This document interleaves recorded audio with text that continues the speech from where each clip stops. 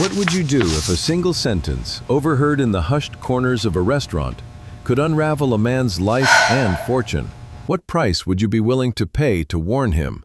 Would you gamble your job, your reputation, and even the fragile security you cling to protect a stranger? Claire Dawson never thought these questions would become the axis of her existence. For most people, moral dilemmas live in theory. In Claire's life, they became flesh and blood. At 24, Claire had already lived through more fear and fatigue than many endure in a lifetime. Her days were measured not by dreams or ambitions, but by shifts and bills. She worked at the Gilded Lily, a restaurant where velvet curtains muffled secrets, and chandeliers reflected the faces of the city's elite. Every night, she served crystal glasses of vintage wine and plated dinners that cost more than her weekly rent. She smiled, bowed, and performed as though life were light and effortless. But behind the rehearsed gestures was a young woman drowning. Her apartment was a crumbling box 2 bus rides from downtown. The bathroom ceiling leaked with every rainstorm, leaving a constant mildew scent that clung to the walls. The windows rattled so loudly when trucks passed that her younger sister, Sophie, sometimes pressed a pillow over her ears at night to escape the sound. Sophie was the reason Claire endured. Sophie, whose spine had been fractured in a terrible accident, who needed therapy, pills, and endless consultations. Claire's wages bought treatments barely enough to keep hope alive. They lived on instant noodles and prayers that the debit card would not be declined. Each evening, Claire slipped into her uniform, tied her apron, and entered another world. She carried trays heavy with indulgence into a kingdom that would never belong to her. In this theater of polished marble and golden sconces, wealth was flaunted like armor. The Gilded Lily was not simply a restaurant. It was a stage, and Claire, though forced into the wings, had a front-row seat. She learned to read her audience with precision. Every smile tipped into arrogance, every sigh signaled discontent. Every gesture could mean the difference between a tip that bought groceries or a night that ended in tears. Her skill was not merely service, but observation. Years of survival had sharpened her instincts. She could see beneath masks and sense tension as if it carried a scent. That gift of perception was the only power she possessed in a world where others owned everything else.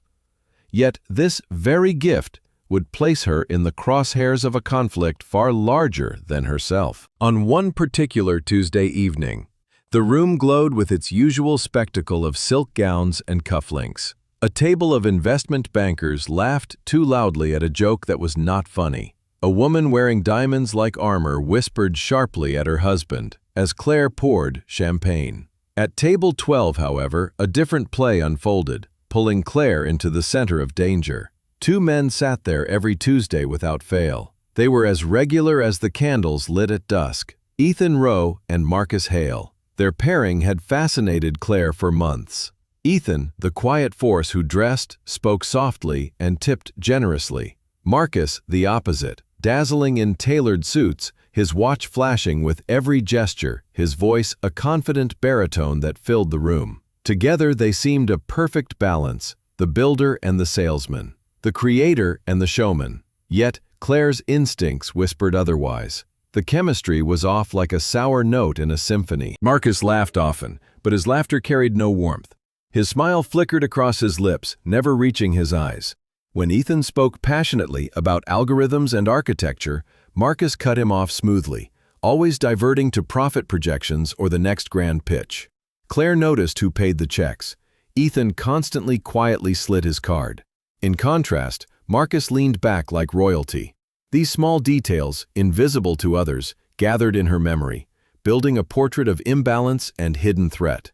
Still, none mattered until that night, when Claire carried a silver pitcher across the carpet and heard a fragment of conversation. The words landed in her mind like a dagger. Project Aegis patent transfer is entirely detached from your personal holdings. The phrase rang with danger, though cloaked in corporate polish. Claire was no lawyer. Still, she had wrestled with fine print from insurance forms.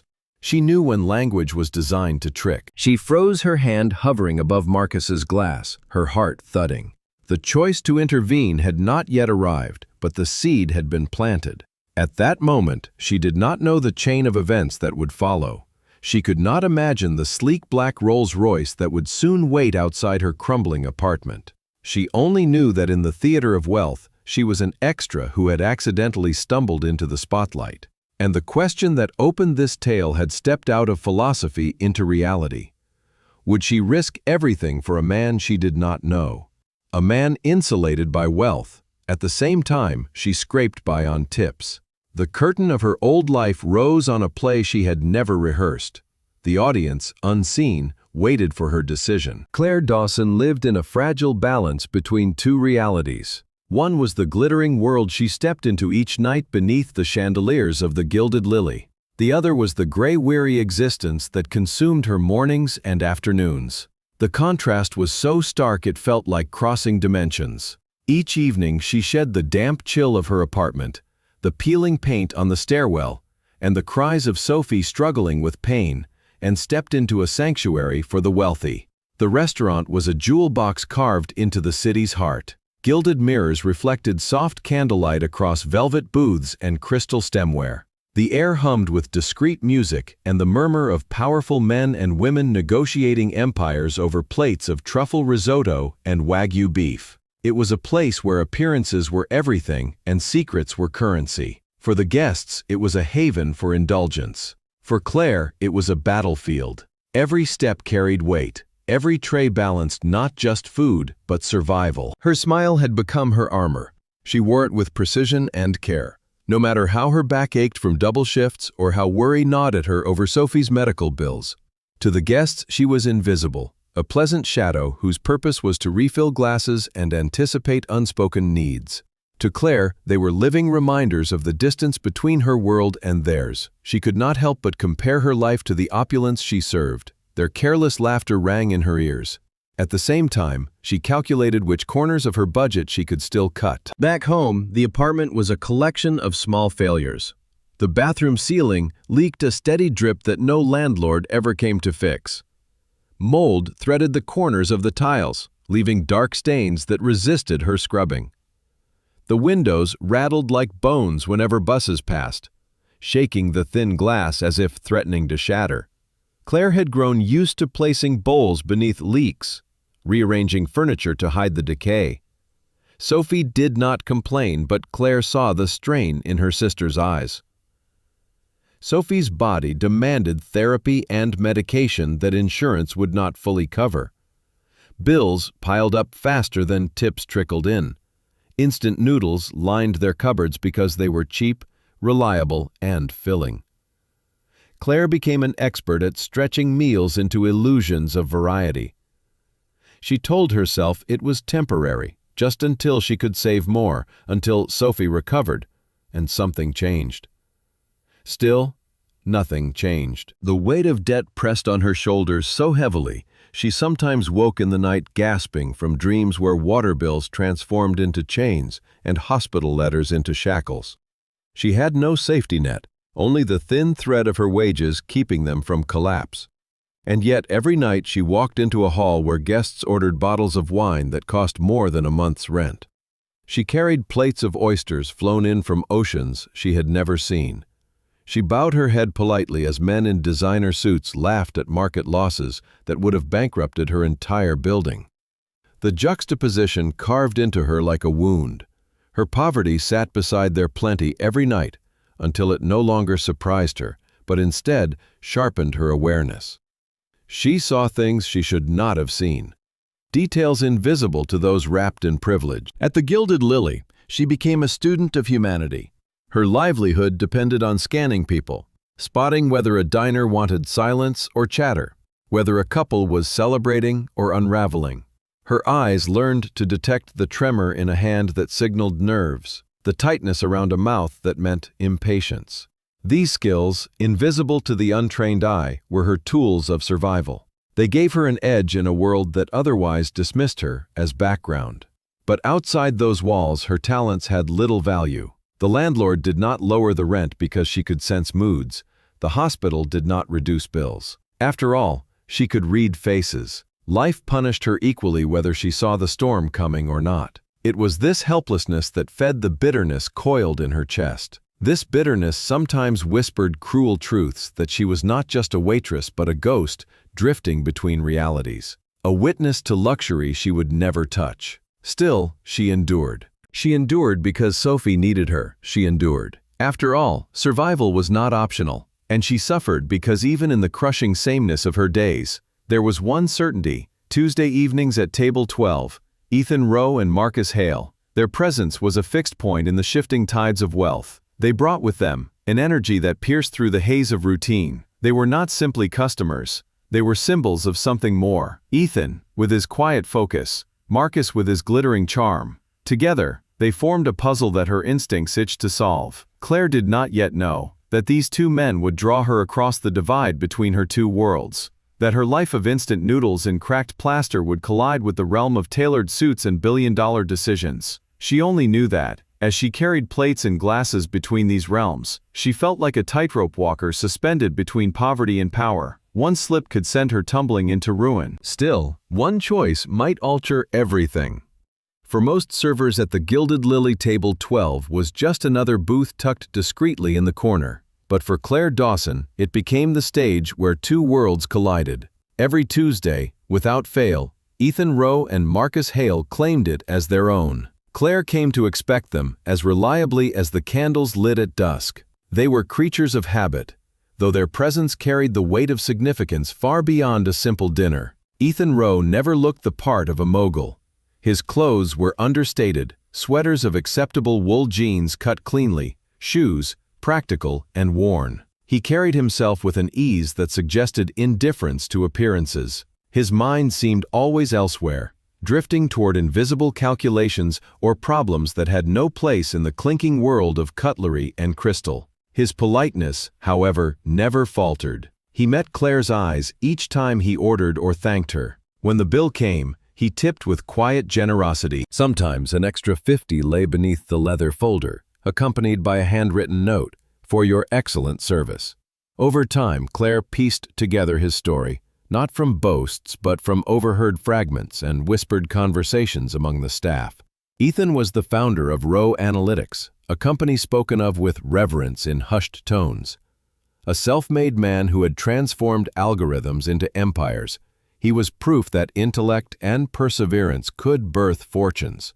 Yet despite his brilliance, he radiated a vulnerability, almost a fragility, in human matters. It was a trait Claire sensed instinctively, a subtle gap between his genius and the world of people surrounding him. Marcus Hale, by contrast, filled the room like a spotlight. His suits were works of art, tailored to perfection. His watch gleamed with the cold fire of excess. His laughter resonated across the restaurant even when nothing was amusing. He spoke in a baritone that demanded attention. His gestures were broad, confident, and almost theatrical. In contrast, Ethan's were minimal. Marcus thrived on performance.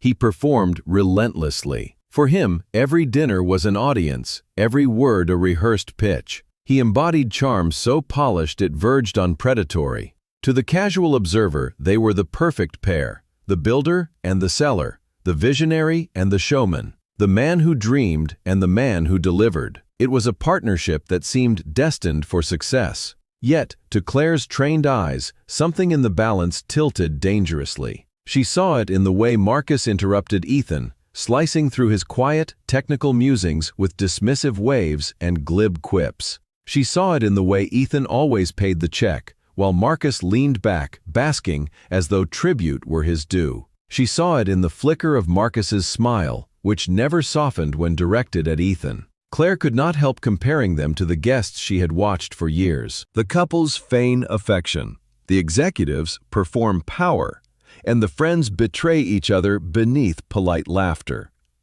She had learned to read dissonance. At table 12, the dissonance was constant.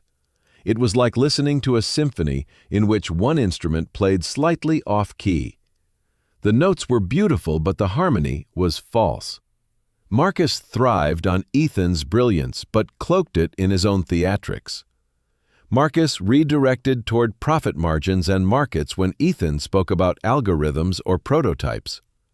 When Ethan hesitated, Marcus pressed forward, smoothing doubt with polished words. Claire noticed Ethan's shoulders tighten each time. Still, his voice softened in retreat as though yielding were easier than fighting. His genius made him formidable in one realm, yet defenseless in another. The ritual fascinated her more than she cared to admit. Her gaze often returned to the corner booth in the chaos of trays and orders. Her instincts screamed warnings she could not articulate. The partnership felt parasitic, one man feeding while the other created. Yet, what could a server do with such impressions? Theirs was a world of millions and contracts. Hers was a world of tips and overdue bills. She told herself she was imagining it. That suspicion was simply the bitterness of poverty coloring her view. Still, the feeling persisted. One night, as she cleared nearby tables, she caught Marcus's smirk. At the same time, Ethan fumbled with a card. Her stomach clenched. The image seared itself into her mind. Not because it was unusual, but because it was too familiar. It reminded her of moments from her own life, of landlords smirking at overdue payments, of hospital clerks smirking as they explained impossible costs. It was the expression of someone who knew they held power over another and intended to enjoy it.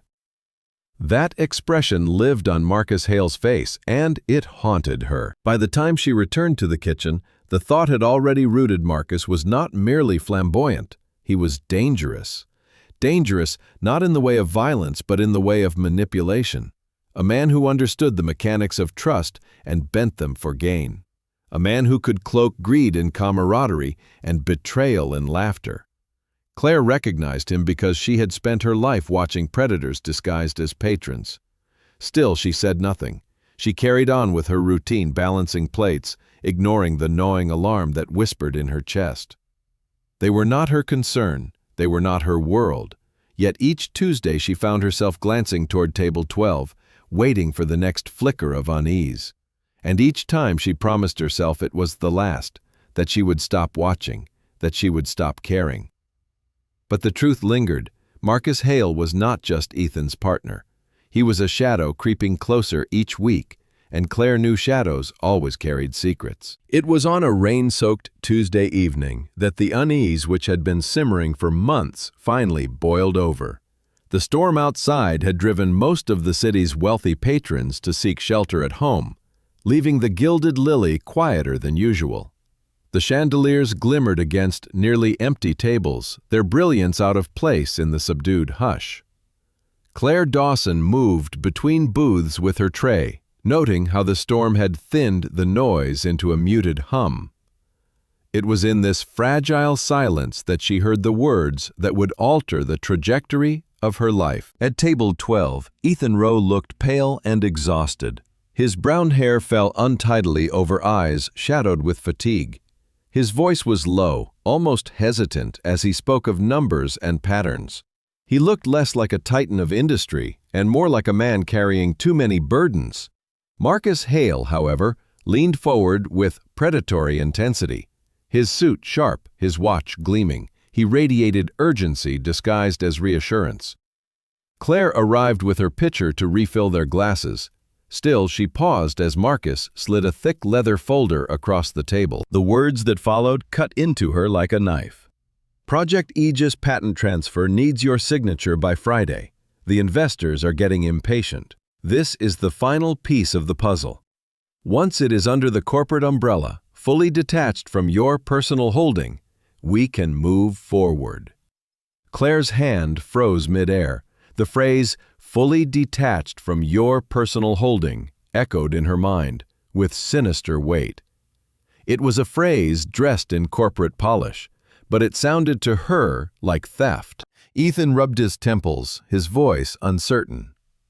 I don't know, Marcus. Aegis is my baby. It's the foundation of everything. Handing it over feels drastic. Couldn't we license it to the company the way we did with the Helios framework? Licensing is messy, Marcus countered with theatrical exasperation. It scares off serious investors. They want clean ownership. They want to see the asset secured by the corporation, not tied to one individual who could, God forbid, get hit by a bus tomorrow. He laughed, a sharp, cold sound, at odds with his easy tone. Claire felt her pulse quicken. Marcus's words were too smooth, too perfect, like a con rehearsed 1,000 times. He leaned in, pressing his palm on the folder, his voice softening into honey. "Trust me, Ethan, this is just a formality. You'll still be the majority shareholder. You'll still be in charge. This only protects you." His baritone dripped with confidence, every syllable designed to disarm. But Claire was no stranger to contracts. Her life with Sophie had forced her to battle insurance companies and legal jargon, where words like formality concealed traps. Form meant loss. Fine print meant ruin. Now she heard the same cadence in Marcus's assurance. She set down the pitcher, her hands trembling. Project Aegis was more than an algorithm to Ethan. It was his soul, his creation, and Marcus was maneuvering to separate him from it. Ethan's hesitation was visible. His brows furrowed, his fingers tapping against the table, as though caught between loyalty and instinct. "I guess, if the lawyer—" She moved on autopilot, serving other guests, but her mind replayed the conversation. Each word etched deeper into her conscience. Every instinct screamed that Marcus Hale was leading Ethan Rowe into disaster. She argued with herself furiously. It wasn't her business. She was a waitress, not a lawyer. Ethan was a millionaire surrounded by advisors. Undoubtedly, one would catch this, but Gideon Marcus had invoked his own lawyers, claiming they recommended the transfer. What if those lawyers were his allies? What if Ethan's trust left him defenseless? When she returned with the check, the scene was burned into her memory. Ethan stared blankly at the folder, his hand hovering. At the same time, Marcus spoke on his phone, his lips curled into a victorious smirk. Claire's gaze met Ethan's briefly, and what she saw made her stomach twist. It was not the calm confidence of a man in control, but the flicker of unease, the silent plea of someone who knew something was wrong, but could not name it. She turned away, her breath shallow. She could not unhear those words nor forget the look in Ethan's eyes. The decision she faced loomed like a canyon in front of her. To step across would be reckless, possibly ruinous, but to remain silent felt like complicity. The restaurant resumed its rhythm, laughter, clinking glasses, and murmured deals. However, for Claire Dawson, the world had shifted. Marcus's voice still rang in her ears.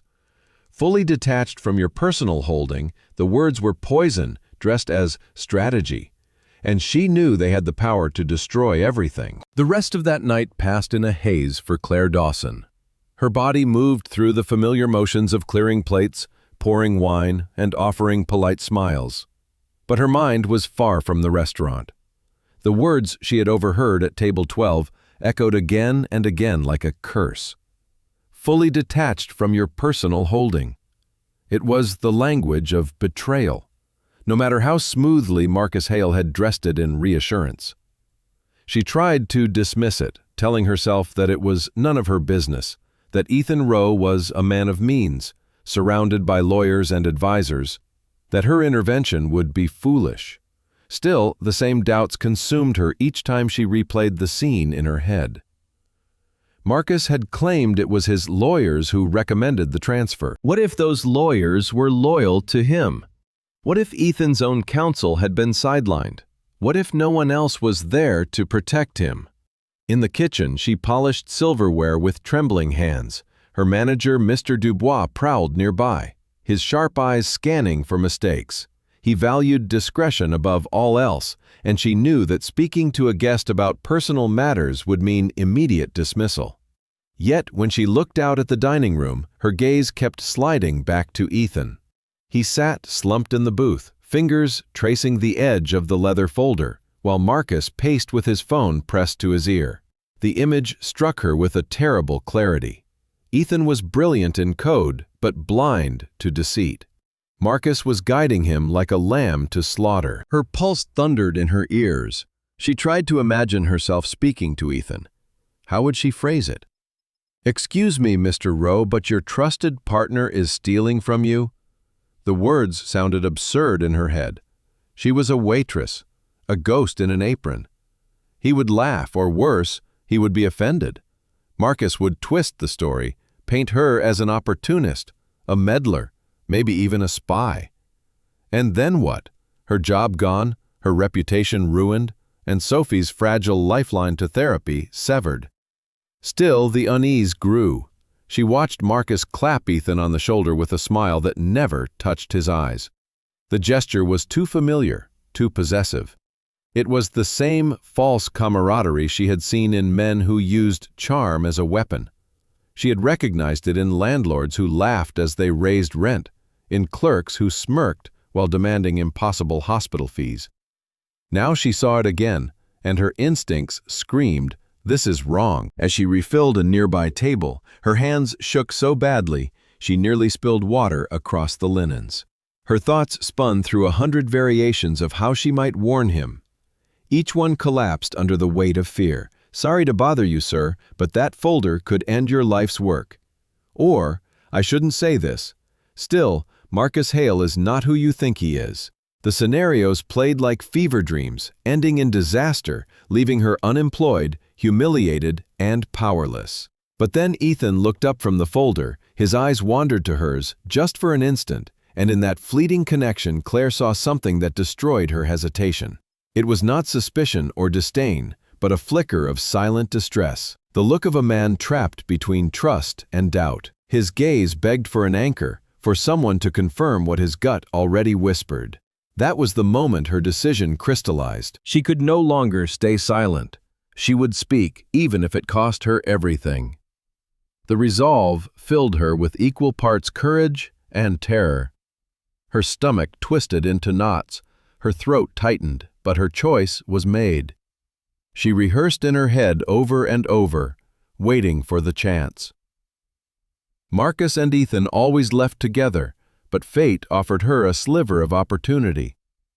Marcus's phone buzzed, and he stepped away, muttering about the London office, leaving Ethan alone with the folder. This was her chance. The window was small and closing fast. Claire's heart pounded so violently she feared others could hear it. She clutched a water pitcher like a shield and forced her legs to move. Her apron felt heavy as chains, her every step a march toward ruin. She reached table 12 where Ethan sat, tracing the embossed logo on the folder. He looked up, a faint smile, polite but distracted. "No more for me, thanks," he murmured, gesturing to his glass. Her throat was dry, her voice nearly failed, but she forced herself to speak. "Mr. Rowe, my name is Claire. I've been your server a few times." He nodded, mild curiosity replacing distraction. "Of course. Claire, is everything all right?" Her breath came ragged. "No, I mean, yes, it's just—" She paused, trembling. "I know this is entirely inappropriate, and you have every right to have me fired for saying this, but I couldn't live with myself if I didn't. Please don't sign that folder. Not yet." The words spilled out, raw, unpolished, but honest. Ethan's polite expression hardened into something sharper. He leaned back, studying her with sudden intensity. "What did you say?" Claire swallowed hard, her face flushed with shame. "I overheard you. I shouldn't have. Still, I did. When Marcus said wholly detached from your personal holding, that isn't a formality, sir. That's a transfer of ownership. It sounds like you're giving away the heart of your company." Her eyes locked on his, trying to pour sincerity into every word. "Please, before you sign anything, have an independent lawyer, your lawyer, not his, look at it." The silence that followed pressed on her chest like a weight. Ethan stared with his gaze unreadable, gears turning behind his eyes. "You're a waitress," he said flatly. "Yes," she admitted, her shoulders slumping. "I am. And I know I have no right, but I've seen you both here for months. My gut tells me something is wrong. Tonight, I think I finally heard what it is." The spell broke when Marcus's laughter echoed from the lobby. His footsteps drew closer. Ethan looked away, his face troubled but guarded. "Thank you for the water," he said dismissively. Claire's heart sank. She turned away, trembling, convinced she had doomed herself. Still, the words were spoken, and the choice was made. She had leapt into the canyon, unaware of the ground on the other side. Claire Dawson spent the remainder of her shift in a fog. Her body carried plates, her lips curled into the rehearsed smile. Still, her mind reeled with the aftermath of what she had done. She had spoken the unthinkable to a man she barely knew, warning him against his closest friend. And his answer had been a dismissal, polite and clipped, yet heavy with disturbance. She could still hear his voice, "Thank you for the water." The phrase echoed like a verdict. From the safety of the kitchen doorway, she watched Marcus Hale return to the booth. His grin was wide, his voice booming, as if nothing in the world troubled him. He clapped Ethan Rowe on the back, speaking of glorious futures and golden opportunities. Ethan nodded slowly, his face composed, his thoughts unreadable. Claire searched desperately for a sign that her warning had landed, some flicker of hesitation or rebellion. Still, there was nothing. Ethan's mask was back in place. The folder remained tucked securely under Marcus's arm as they left together, the storm outside swallowing them into the night. Her hands trembled as she untied her apron. Every nerve screamed that she had overstepped. She had accused a powerful man's confidant of betrayal based on instinct and a few overheard phrases. Who would believe her? A server with debt, a waitress with a sick sister, a feather against a hurricane? Her manager's cold disapproval loomed in her mind like an executioner's blade.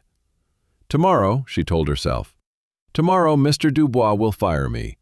Sleep refused to come. The ceiling of her shabby apartment dripped with its familiar leak, the stains on the plaster morphing into grotesque shapes under the streetlight. Claire lay awake, every sound a phantom of doom. Every passing car made her jolt, expecting it to stop outside her door. Every buzz of her phone felt like a summons to face consequences. She replayed the scene again and again, cursing her recklessness. Ethan Rowe was a genius.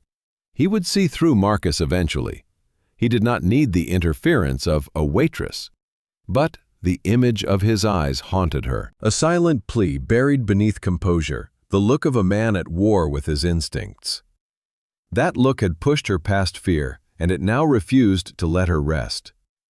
Morning came gray and heavy with drizzle. Her phone remained silent. No call from her manager, no reprimand, no reassurance.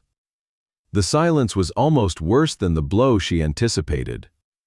8 o'clock, 9, 10. The minutes dragged, her chest tightening with each one. By 11, she could no longer bear the suffocating weight. She pulled on a faded hoodie and worn sneakers, her hair uncombed, her face bare of makeup. She needed to move to breathe. The concrete steps outside her building were slick with rain. Her neighborhood was a collage of chipped paint, graffiti, and rusted cars, the kind of place where luxury belonged only on glowing billboards. Yet, there it was, parked across the street like some alien artifact, a car that did not belong, a Rolls-Royce Phantom, black as midnight, gleaming even beneath the cloudy sky. Its polished surface drank the daylight, its presence pulling every gaze toward it. Children clustered nearby, whispering in awe. Neighbors leaned from windows wide-eyed.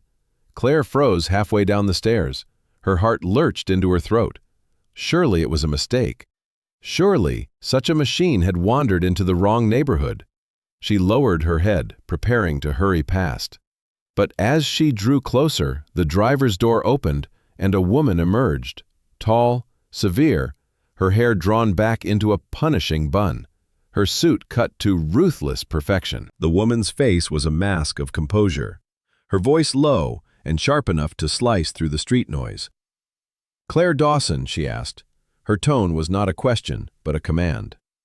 Fear rooted Claire to the pavement. Her hands clutched at the strap of her purse. "Yes," she managed to stammer. The woman's eyes, gray as slate, scanned her from head to toe, taking in every detail. A worn hoodie, cheap sneakers, fatigue carved into her features. There was no disdain in that gaze, only calculation and assessment. "I am Ms. Sterling, head of Mr. Rowe's security detail. He has requested your presence." The words fell like stones. Claire's thoughts collided in panic. Did Marcus convince him she was a spy, a meddler, a threat? Had she summoned retribution upon herself? She could almost see the non-disclosure agreement, the threats, the quiet erasure of a girl who had spoken too much. "Am I being fired?" she blurted. "Am I in trouble?" Ms. Sterling betrayed no reaction. "Mr. Rowe does not employ you. He has asked to speak with you, at your convenience, but preferably now." She gestured toward the open rear door of the Rolls-Royce, within which gleamed cream-colored leather, polished wood, and silence thick as velvet. Claire's knees wobbled. This was no thank you, no gift. This was a summons, a demand issued from a world of wealth and power where she did not belong. She hesitated, staring back at the sagging facade of her apartment. Two choices stretched before her: refuse and live forever with fear of what might follow, or step into the car and face whatever truth awaited. Her pulse hammered her ribs. Each breath was a struggle. She forced her legs to move, passing Miss Sterling and sliding into the cavernous interior. The door closed behind her with a soft, final thud, sealing her in.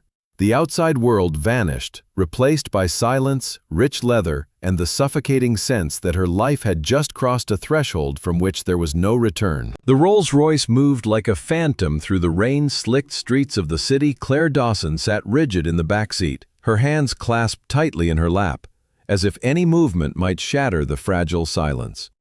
She could not hear the engine, only the faint hum of tires on wet asphalt. Her own reflection stared back at her from the tinted glass, pale, wide-eyed, and small against the cavernous interior. The privacy screen had risen between her and the driver. Ms. Sterling sat in the front as a silent sentinel, not once glancing back. Claire felt less like a passenger and more like evidence being transported. The weight of her decision pressed on her chest. She had warned Ethan Rowe. She had interfered with powers far beyond her station, and was now being carried to answer for it. The city outside shifted from familiar crumbling storefronts and neon flickering signs to broad avenues lined with steel and glass towers. It was the tech corridor, a place she had only glimpsed from a distance, where ideas worth billions were built behind polished facades.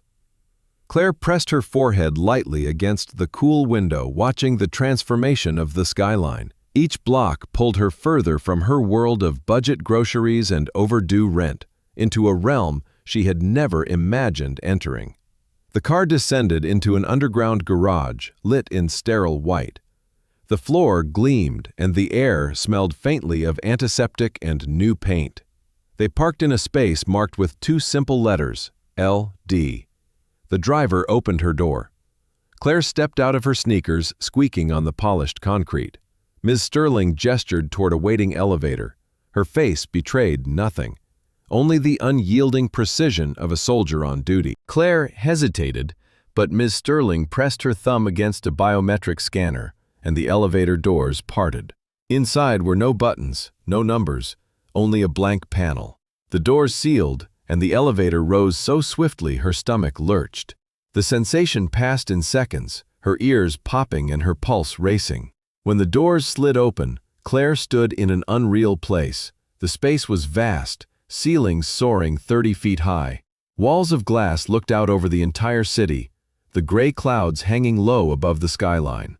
Transparent screens floated in the air, alive with cascading data charts and shifting blueprints. The floor was polished concrete, the furniture minimalist sculptures more than seats. People moved through the hallways with purpose, their clothes casual but expensive, their eyes lit by the glow of screens. Claire's worn hoodie and faded jeans felt like chains dragging her down. She lowered her head, her cheeks burning with the weight of being out of place. She was a relic, stumbling into the cathedral of the future.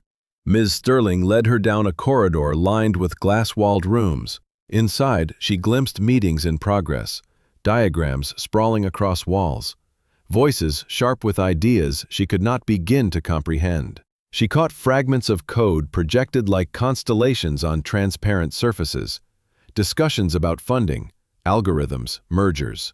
All of it was a foreign language spoken fluently by those who belonged. Finally, they reached a set of double doors carved from oak so dark it looked nearly black. They were ancient, massive, out of place amid the steel and glass. Ms. Sterling rapped twice on the wood. A voice from within, calm and steady, invited them to enter. Claire entered and found herself in an office larger than her entire apartment. The same breathtaking view stretched across one wall. Bookshelves lined with technical manuals and thick novels occupied another. A whiteboard covered in chaotic lines of equations loomed in the corner. A desk carved from a single wood slab commanded the space at the center. Behind it sat Ethan Rowe. He looked nothing like the weary, distracted man from the restaurant. His shirt was crisp, his sleeves rolled to his elbows, his hair pushed back from his face. His eyes, though, were unchanged, sharp and restless. They fixed on Claire with an intensity that froze her steps.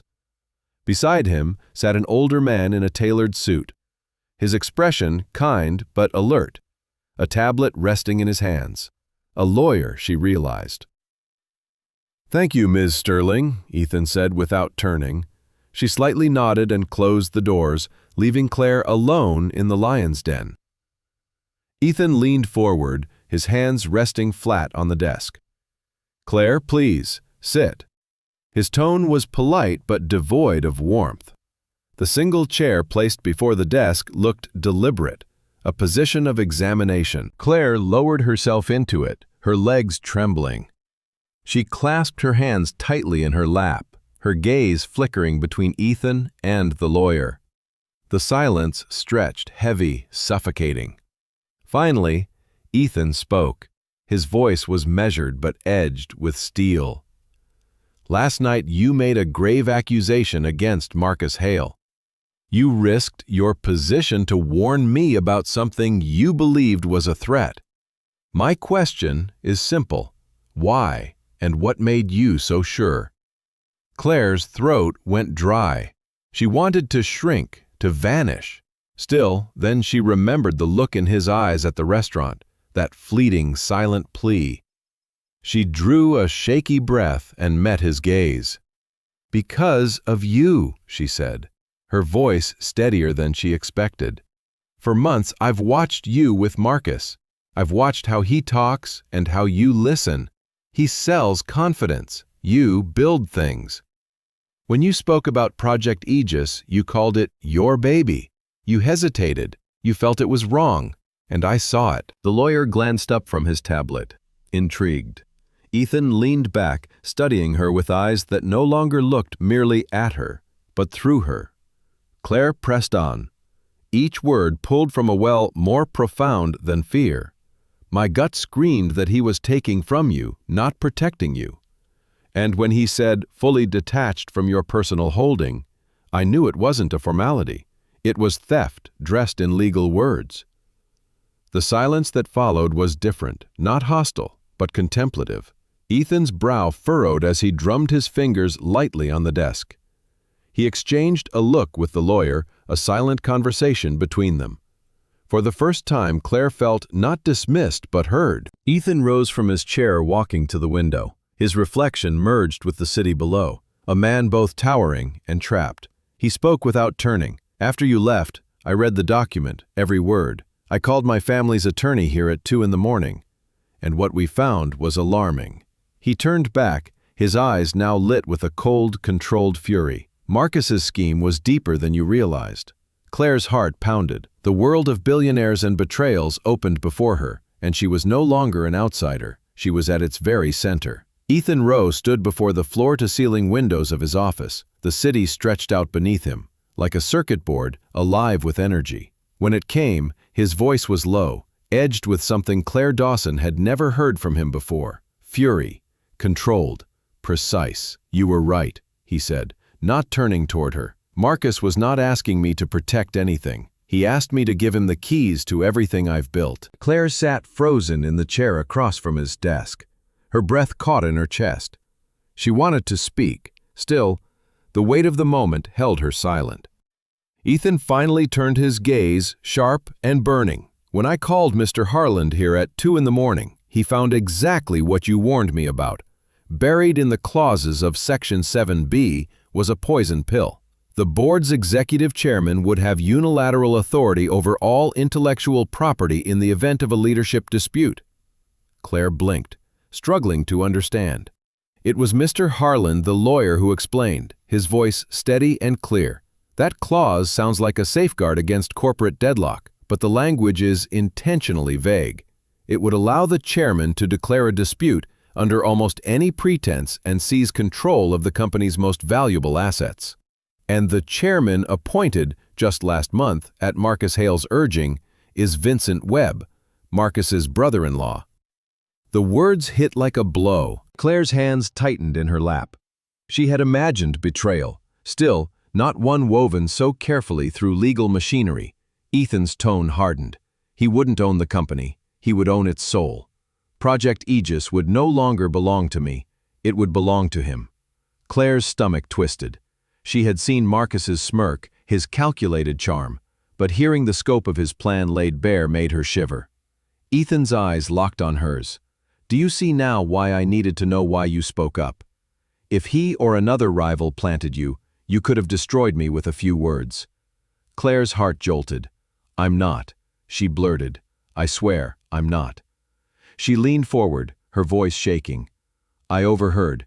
I couldn't keep silent, that's all. I am a waitress who reads too many bills and contracts while fighting for her sister's treatment.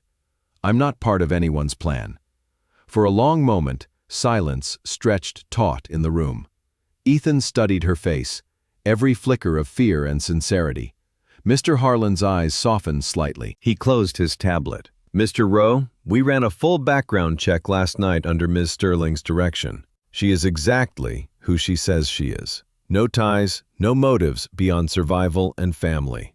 Claire's cheeks burned with shame at the invasion, but also with relief. Ethan gave a slow nod, his voice lowered almost to a whisper. Then that makes what you did even more extraordinary. You risked everything for nothing but the truth. The tension in the office shifted. Claire was no longer an intruder. She was a catalyst. Ethan leaned forward, his presence suddenly immense. Marcus doesn't know I know. He thinks I am still uncertain and still debating. He's coming here this afternoon to finalize the signature. And when he does, he will walk into a trap. Claire's pulse quickened. What kind of trap?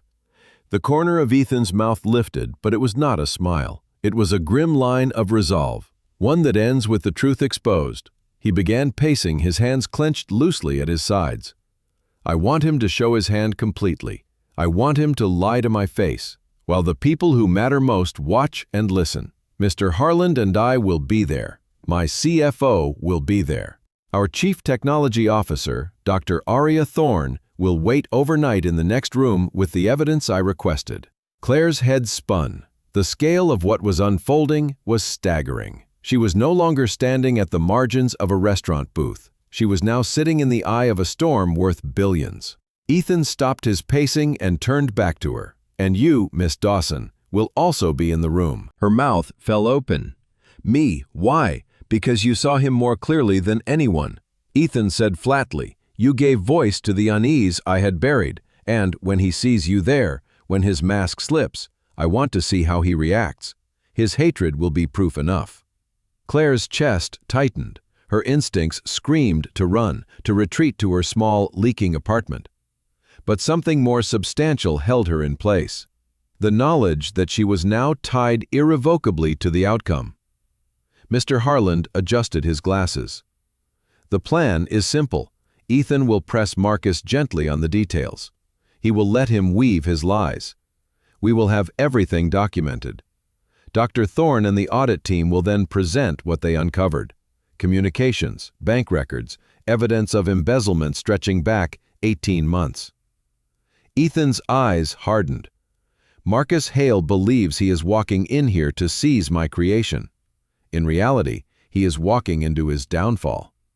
The office grew still. The city beyond the glass shimmered under a veil of rain, but the storm was beginning inside the room. Claire's breath came shallow. She realized the enormity of what she had set in motion. With one whisper of reckless warning, she pulled the thread that would unravel a decade of deception.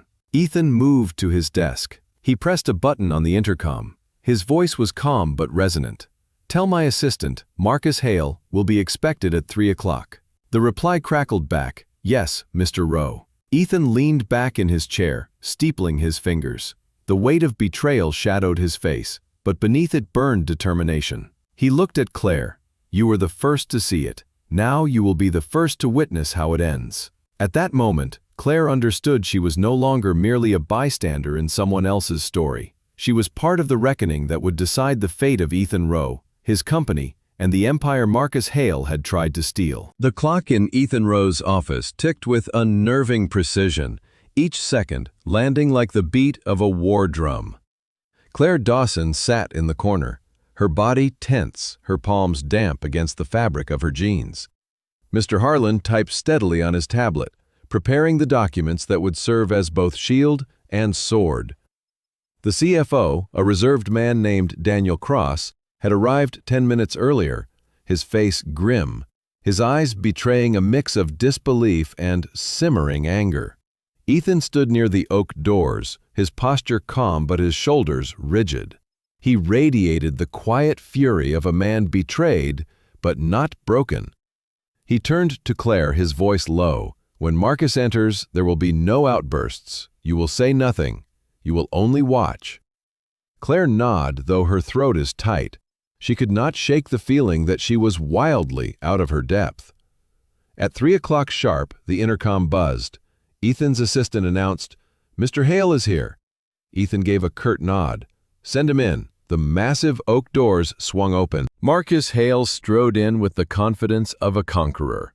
His navy suit was sharp enough to cut glass, his tie a bold slash of crimson. He carried a sleek briefcase in one hand, and a smile too broad to be trusted.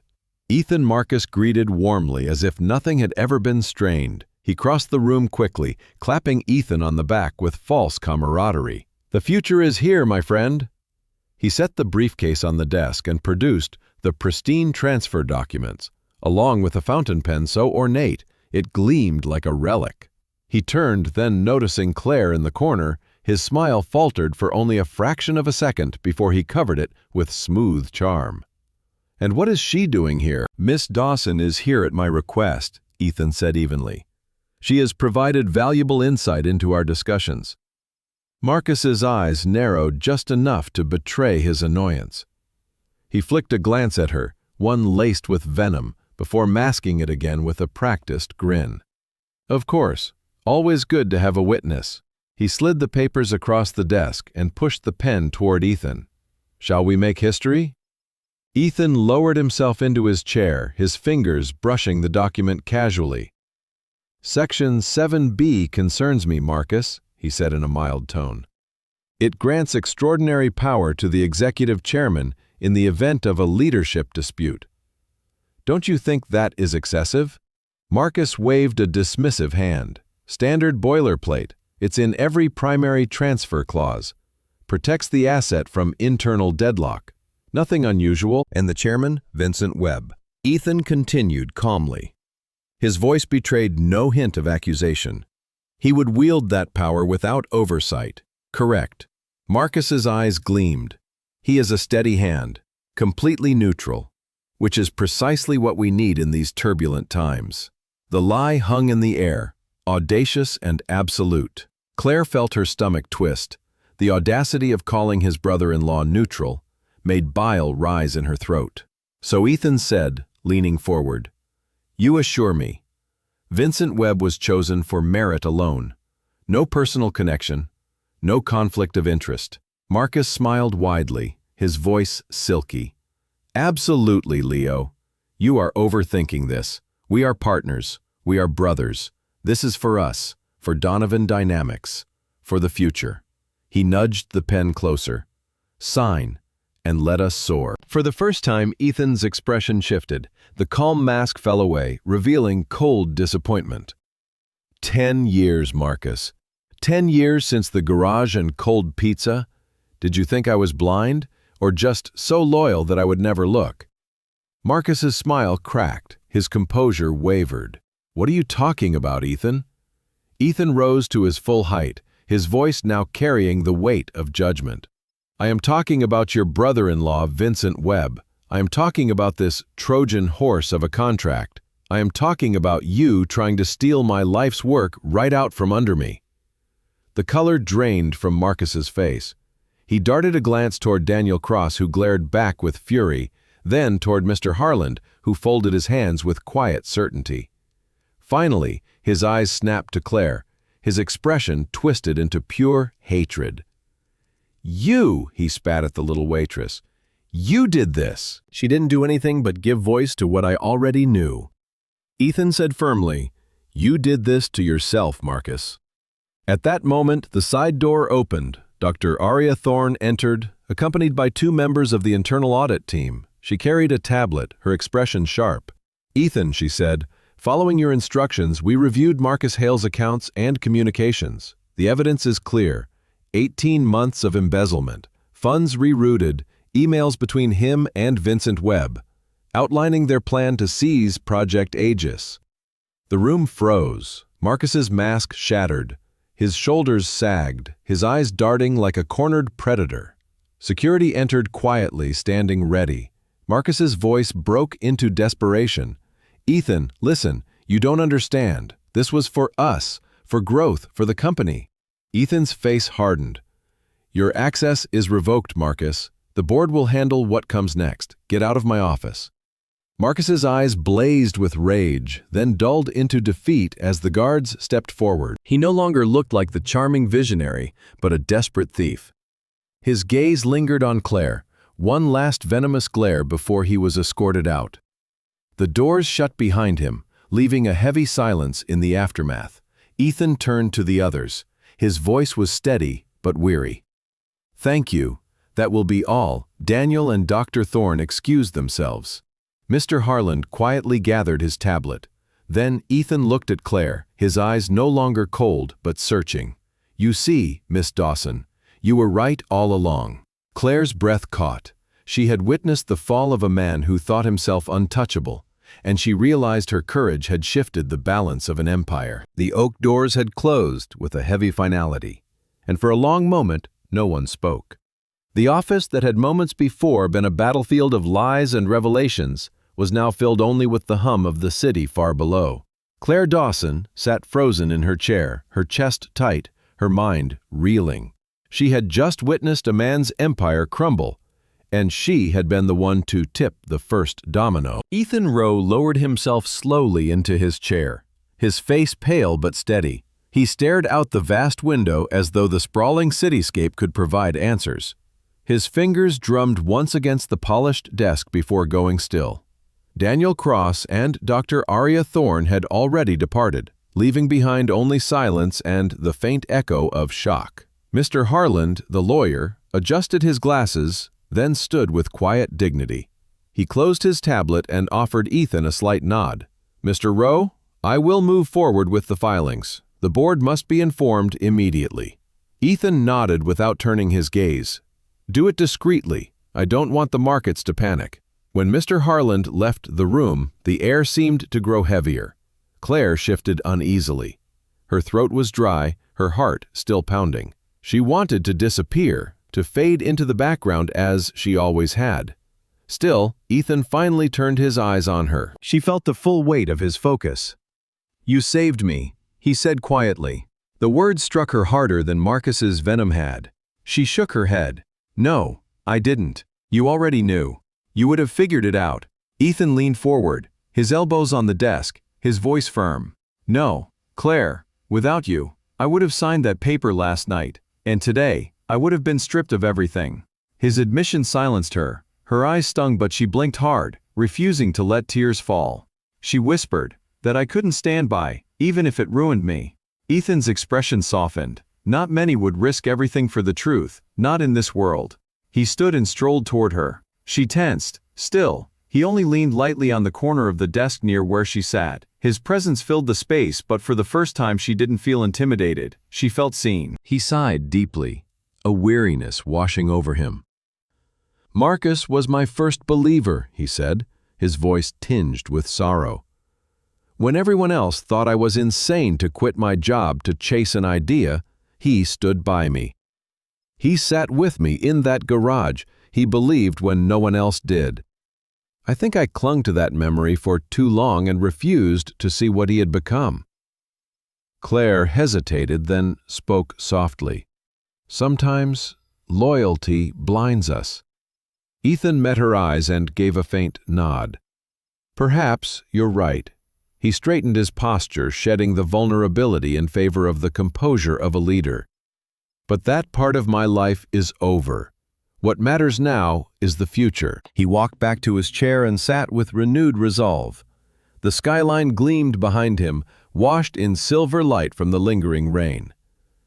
He steepled his fingers and regarded Claire with something like curiosity and respect. "What you did last night was not luck," he said. "It was skill. Observational skill, analytical skill. You noticed tone, body language, inconsistencies. You connected dots under pressure and drew the correct conclusion. That is not common. That is rare." Claire blinked, her mouth parting slightly. "I'm a waitress, Ethan." "No, you're not. Not anymore." His voice cut firmly across her protest. She swallowed, her pulse racing. "What are you saying?" He leaned forward. "I'm saying I want you here at Donovan Dynamics." Claire's breath caught as though the words had stolen the air from her lungs. "A job here?" she stammered. "Still, I don't know anything about algorithms or finance. I studied art history before I dropped out. I have no qualifications." Ethan's expression softened into the faintest smile. "I have thousands who can write code or run numbers. What I don't have is someone who can see what others don't. What you did for me, I want you to do for this company. Be my human gut check." Claire stared at him, disbelief crashing over her. It sounded impossible, absurd. She wanted to laugh or cry or both. But Ethan's gaze held her in place, his sincerity undeniable. Before she could gather her words, he continued, "There is more. Miss Sterling ran a full report last night." He hesitated, his tone gentling. "Your sister, Sophie, the accident, the therapy costs. We are paying her medical debts in full." Claire's eyes widened, her lips parted, but no sound came. Ethan slid a folder across the desk. Inside was a hospital letter, confirming the debt had been erased. Claire's vision blurred with tears. Ethan's voice cut through her shock. "My health plan will cover her from now on. The best specialists will be arranged. No waiting lists, no compromise. She will have the treatment she deserves." Claire clutched the folder to her chest, tears slipping down her cheeks. She had dreamed of this moment for years, yet it felt unreal. A weight she had carried alone was lifted in an instant. "I can't accept this," she whispered. "It's too much." Ethan shook his head firmly. "You can, you will. This isn't charity, Claire. This is an investment. I am investing in someone who values truth over fear." He leaned back in his chair, his expression thoughtful. "And one more thing. The car that brought you here, it is yours now. Company car, registered to your name. Consider it a symbol that your life has changed, that you belong in this world now." Claire's mind swirled. She thought of the crumbling steps of her apartment, the dripping ceiling, the constant gnaw of fear that she wouldn't make rent. Now she was being offered a life she had never even dared to imagine. She whispered, "Why me?" Ethan's eyes softened. "Because you saw what I couldn't, and because you dared to speak." The silence that followed was thick with possibility. Claire looked down at the folder and the city beyond the glass tower. Her old life had ended the moment she chose to speak up in that restaurant booth, and, though fear still clung to her heart, a new future stretched before her, vast and unknown. Her desperate gamble had changed everything, not just for Ethan, but for herself. Claire Dawson sat clutching the folder to her chest, the ink on the hospital letter smudging slightly from the dampness of her fingers.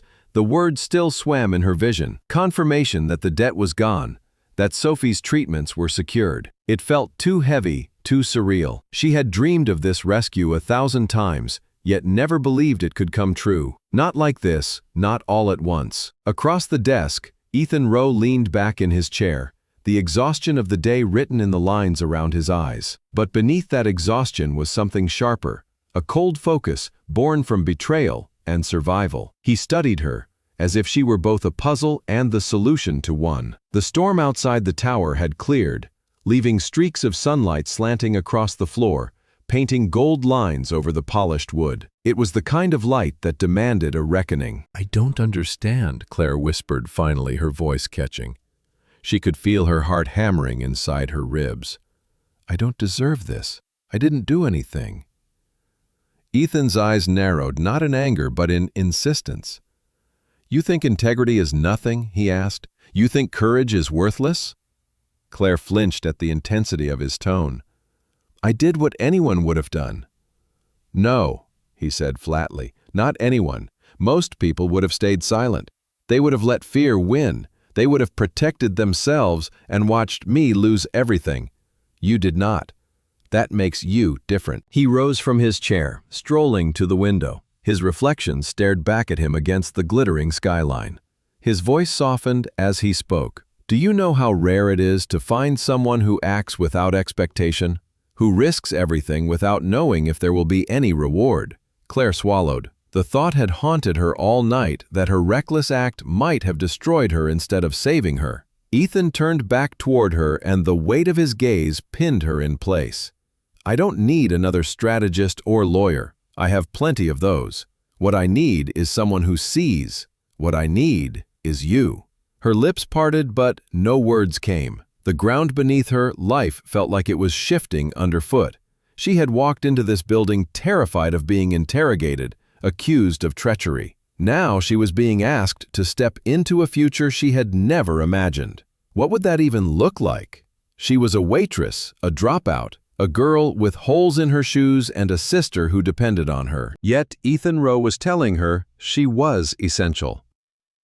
"What exactly are you offering?" she asked at last, her voice trembling but steady enough. Ethan crossed the room back to his desk and sat, his hands folded neatly in front of him. "A position in my company, a new division I am creating, strategic human analysis.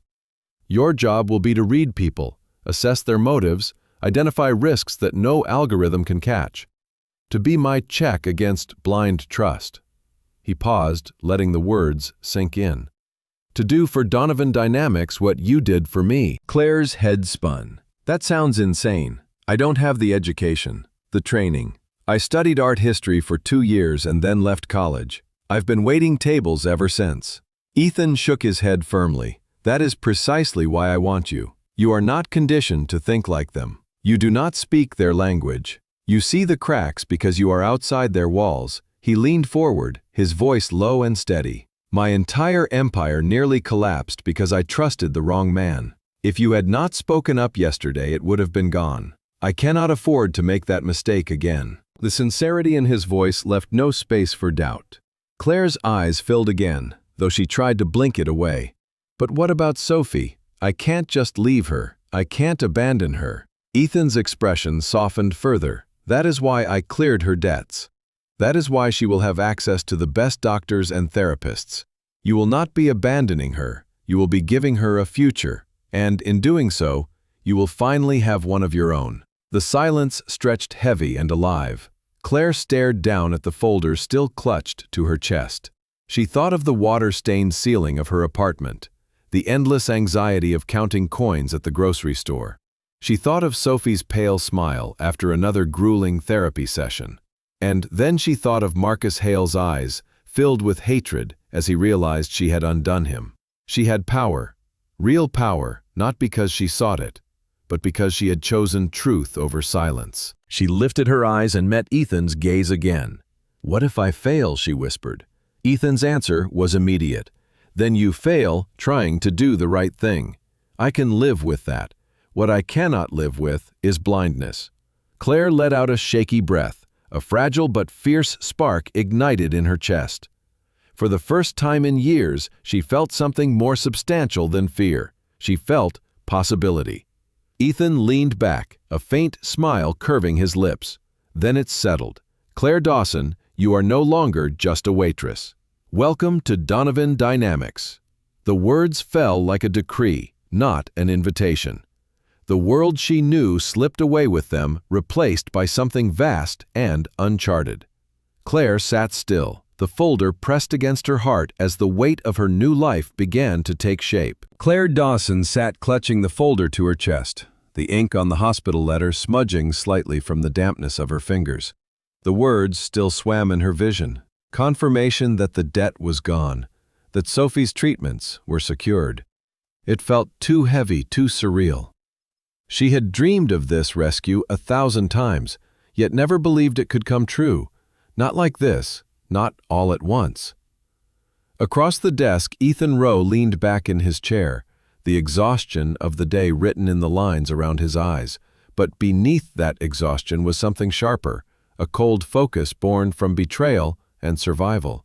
He studied her as if she were both a puzzle and the solution to one. The storm outside the tower had cleared, leaving streaks of sunlight slanting across the floor, painting gold lines over the polished wood. It was the kind of light that demanded a reckoning. "I don't understand," Claire whispered finally, her voice catching. She could feel her heart hammering inside her ribs. "I don't deserve this. I didn't do anything." Ethan's eyes narrowed, not in anger, but in insistence. "You think integrity is nothing?" he asked. "You think courage is worthless?" Claire flinched at the intensity of his tone. "I did what anyone would have done." "No," he said flatly, "not anyone. Most people would have stayed silent. They would have let fear win. They would have protected themselves and watched me lose everything. You did not.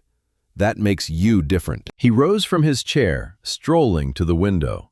His reflection stared back at him against the glittering skyline. His voice softened as he spoke. "Do you know how rare it is to find someone who acts without expectation? Who risks everything without knowing if there will be any reward?" Claire swallowed. The thought had haunted her all night, that her reckless act might have destroyed her instead of saving her. Ethan turned back toward her, and the weight of his gaze pinned her in place. "I don't need another strategist or lawyer. I have plenty of those. What I need is someone who sees. What I need is you." Her lips parted, but no words came.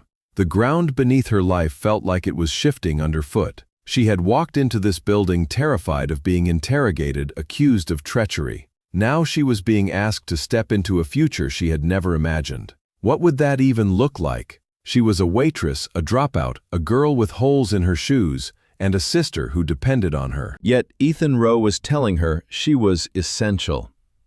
"What exactly are you offering?" she asked at last, her voice trembling but steady enough.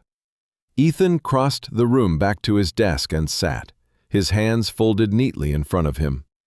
"A position in my company, a new division I am creating, strategic human analysis. Your job will be to read people, assess their motives, identify risks that no algorithm can catch, to be my check against blind trust." He paused, letting the words sink in. "To do for Donovan Dynamics what you did for me." Claire's head spun. "That sounds insane. I don't have the education, the training. I studied art history for 2 years and then left college. I've been waiting tables ever since." Ethan shook his head firmly. "That is precisely why I want you. You are not conditioned to think like them. You do not speak their language. You see the cracks because you are outside their walls." He leaned forward, his voice low and steady. "My entire empire nearly collapsed because I trusted the wrong man. If you had not spoken up yesterday, it would have been gone. I cannot afford to make that mistake again." The sincerity in his voice left no space for doubt. Claire's eyes filled again, though she tried to blink it away. "But what about Sophie? I can't just leave her. I can't abandon her." Ethan's expression softened further. "That is why I cleared her debts. That is why she will have access to the best doctors and therapists. You will not be abandoning her. You will be giving her a future. And in doing so, you will finally have one of your own." The silence stretched, heavy and alive. Claire stared down at the folder still clutched to her chest. She thought of the water-stained ceiling of her apartment, the endless anxiety of counting coins at the grocery store. She thought of Sophie's pale smile after another grueling therapy session. And then she thought of Marcus Hale's eyes filled with hatred as he realized she had undone him. She had power, real power, not because she sought it, but because she had chosen truth over silence. She lifted her eyes and met Ethan's gaze again. "What if I fail?" she whispered. Ethan's answer was immediate. "Then you fail trying to do the right thing. I can live with that. What I cannot live with is blindness." Claire let out a shaky breath. A fragile but fierce spark ignited in her chest. For the first time in years, she felt something more substantial than fear. She felt possibility. Ethan leaned back, a faint smile curving his lips. "Then it's settled, Claire Dawson. You are no longer just a waitress. Welcome to Donovan Dynamics." The words fell like a decree, not an invitation.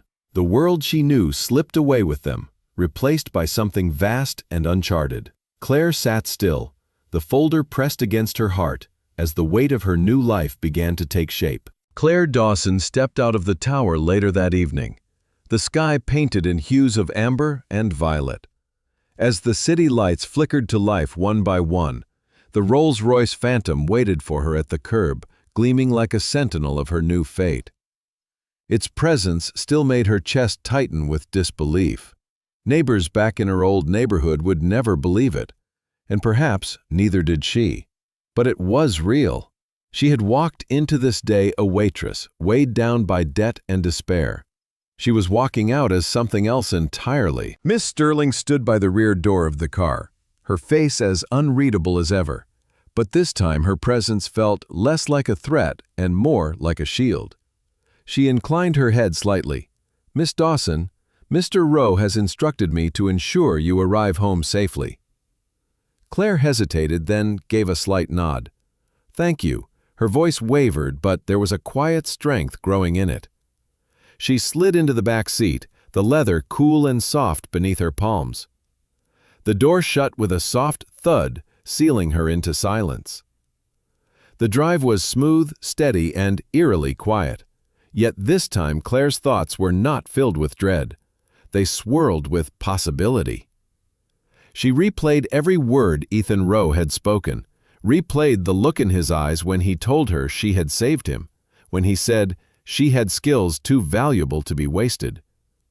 She touched the folder still in her lap, as if afraid it might vanish. The confirmation of Sophie's cleared debts, the promise of a future that was no longer shackled to survival. When the car pulled up to her crumbling apartment building, it looked even smaller, even more fragile than before. Children still played on the cracked sidewalk. Neighbors leaned from their windows, watching the impossible black car with wide eyes. Claire stepped out, clutching the folder close to her chest. For a moment, she felt the urge to run upstairs to hold Sophie and tell her everything. Still, she knew this moment required stillness. She stood beneath the buzzing street lamp, her breath catching in her throat. Miss Sterling approached, her voice low. "Miss Dawson, this is the last evening you will spend here. Tomorrow, arrangements will be made for your relocation to a safer and more suitable residence. Donovan Dynamics provides housing for employees in key positions. You will find it less precarious." Claire stared at her, unable to form words. The woman's matter-of-fact tone carried no judgment, only certainty. Claire finally whispered, "I don't even know who I am anymore." Miss Sterling's gray eyes softened almost imperceptibly. "You are someone who chose to see that. That is rarer than you think." The car pulled away, leaving Claire in the glow of the street lamp. She looked up at the window where Sophie's light was on and felt tears burn her eyes. She climbed the familiar steps, each one groaning beneath her weight. She opened the apartment door. There was Sophie, pale but smiling, on the worn sofa. When Sophie saw the expression on Claire's face, her smile faltered. Claire set the folder down on the table, hands trembling. "Read it," she whispered. Sophie frowned, then opened the papers. Her eyes widened, then filled with tears. "Claire, it's gone. It's all gone. The debt, it's gone." The sisters clung to each other, both crying, both laughing. Sophie's thin shoulders shook with relief. Claire whispered over and over, "We're free. We're free." For the first time, the word didn't feel like a dream. Still, like a truth carved into stone, they sat for hours speaking in hushed tones, imagining futures they had never dared to consider. Sophie's treatments, her independence, Claire's new role, her chance to become more than the sum of her struggles. When Sophie finally fell asleep, her breathing even and peaceful, Claire stood by the cracked window, staring out at the city. The streets glistened with rain, the neon signs buzzing. She pressed her hand against the cool glass and whispered to herself, "Tomorrow it begins." She wasn't naive. She knew the road ahead would be hard, filled with doubts and battles. She was stepping into a world of power and betrayal, a world where trust could be weaponized. Still, she also knew she carried something rarer than wealth. She dared to act when silence was safer. In the quiet of the night, Claire felt the weight of the past lift from her shoulders. She thought of Marcus Hale's cold fury as he realized his schemes had collapsed. She thought of Ethan Rowe's weary gratitude and the spark of respect in his eyes. She thought of Miss Sterling's guarded loyalty and Mr. Harlan's quiet nod. She was no longer invisible, no longer trapped in the endless cycle of scraping by. She was a witness, a catalyst, a protector. The city stretched before her, vast and merciless, but also filled with promise. She had no map, no guarantee, only her instincts and her will to do the right thing. Still, for the first time, that felt like enough. The Rolls-Royce was gone, the folder closed, but the future had opened wide. Claire Dawson, waitress, sister, daughter, and something new. A woman who had dared to speak, and in doing so, had changed not only the fate of a company, but the course of her own life. As dawn began to edge the horizon, Claire closed her eyes and let the silence wrap around her. The day ahead would bring questions, challenges, and choices. But tonight, she allowed herself one truth carved deep into her soul. She was no longer defined by struggle. She was characterized by courage, which she knew would carry her into the unknown.